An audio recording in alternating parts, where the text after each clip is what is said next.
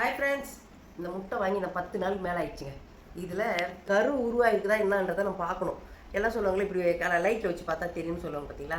அதனால நான் என்ன பண்ண போகிறேன், அது மாதிரி இப்போ வச்சு பார்ப்பேன். இதில் கரு தெரியுதா என்னன்றதை நம்ம பார்க்கலாமா. இந்த ரவுண்டு பாரு, இந்த இதில் சொல்லுதுப்பா கட் தெரியுதா. இந்த இந்த கரு பாரு, நான் எங்கெல்லாம் திருப்பணும் அப்படி திரும்பி பாரு, அதையும் பார்க்கலாமா. அதே மாதிரி இருக்குதானே. ஃபஸ்ட்டு வச்சு நான் அந்த ரவுண்டாக இருக்குது, இதில் நல்லா கரு உருவாயிருக்கு. உடச்சி பார்க்கலாம். நல்லா தான் 10 நாளைக்கு மேலே ஆகிடுதுல்ல, கோழி கொஞ்சம் உருவாகிப்போன்னு நினச்சேன். ஆனால் இல்லை, நல்லா தான் இருக்கு. முட்டை நல்லா இருக்கு. இங்கே பாருங்க ஃப்ரெண்ட்ஸ், நல்லா தான் இருக்கு. நான் போட்டு ஆட்டிலேயே அது உள்ளே கலங்கி போச்சு. நாட்டுக்கோழி முட்டைன்னு கொடுக்குறாங்கங்க. நாட்டுக்கோழி முட்டையில் வந்து இந்த மஞ்சள் கரு வந்து சின்னதாக தான் இருக்கும், சின்னதாக இருக்கும். இங்கே பாருங்களேன், இதில் எவ்வளோ பெருசு இருக்குது. இது சும்மா என்னை கேட்டால் நான் நம்பவே மாட்டேன். பாலிஷ் போட்டுக்கிறாங்க, இந்த டீ தூளில் நினச்சி கொடுக்குறாங்க சொல்லுவாங்க. ஆனால் நான் இன்னைக்கு நேர்லேயே பார்க்குறேங்க. இவ்வளோ டார்க்காக இருக்கும் நம்ம ஊரில் போடுற முட்டைங்க. எவ்வளோ டார்க்காக இருக்குது பாருங்களேன், கிட்ட கட்டணும். எவ்வளோ டார்க்கு கலராக இருக்குது பார்த்தீங்களா. இவ்வளோ டார்க்காக இருந்துன்னு வச்சுங்களேன், அது டீ தூளில் நினச்சி தான் இருக்குது. ஏதோ சாயம் துவைப்பாங்கன்னு சொல்லுவாங்க, அந்த மாதிரி நினைக்கிறது தான்.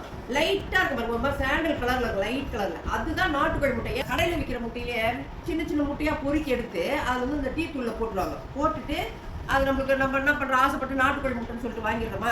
இவ்வளோ பேர் கருவாங்க இருக்கும் நாட்டுக்கோழி முட்டையில், சின்ன சின்னதாக இருக்கும்.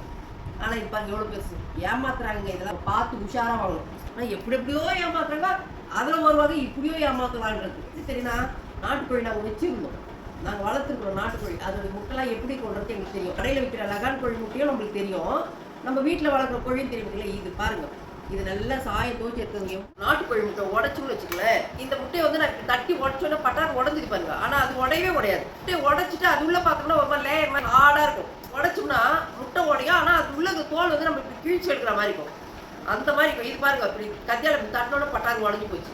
நீங்கள் நினைப்பீங்க, நீங்கள் அதை பார்க்காத எங்கள் வாங்கி நட்டீங்க அப்படின்னு சொல்லிட்டு. நான் வாங்கலை, என் பையன் வாங்கிட்டு வந்தோம். வேலை செய்கிற இடத்துல வித்துதுன்னு சொல்லிட்டு நாட்டுக்கோழி முட்டைன்னு சொல்லிட்டு என் பையன் வாங்கி வந்தோம். வாங்கி வந்தப்பே நான் சொன்னேன், இது நாட்டுக்கோழி முட்டையே கிடையாதுடா அப்படின்னு சொல்லிட்டு. எல்லாம் வாங்கி போனான். சரி வெய்கி அப்படின்னு சொல்லிட்டு நானும் அதை வச்சுன்னு பார்த்தேன். நீ தாங்க அதை உடச்சு பார்த்தேன். இப்படிலாம் இருக்காது. இதுவும் ஒரு வகையான ஏமாத்தல். வீடியோ பிடிச்சதுன்னா லைக் பண்ணுங்க, ஷேர் பண்ணுங்க, கமெண்ட் பண்ணுங்க. புதுசாக யாராவது பார்க்கும்போது சப்ஸ்கிரைப் பண்ணுங்க.